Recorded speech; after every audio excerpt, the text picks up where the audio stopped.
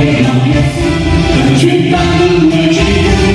tin mùa tin lên chiến sĩ đồng bào có công nhân chuyên tâm nhìn nhạc theo những ai sao anh lòng dân thật thù tặng phù đồng sinh đồng có xây nhất lần đầu lòng sao cho đất nước ta anh ngồi hát say đêm nay cùng nhau canh giờ vì thương yêu quê hương. Từ thành thị nông thôn cho đến vùng cao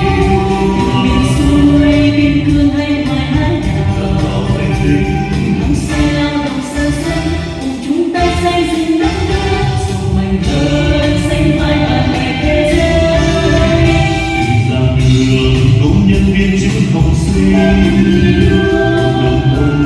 đi đua trên mọi linh lòng bao anh dâng hết lòng hết sức và chuyên tâm thương người chỉ quân đi đua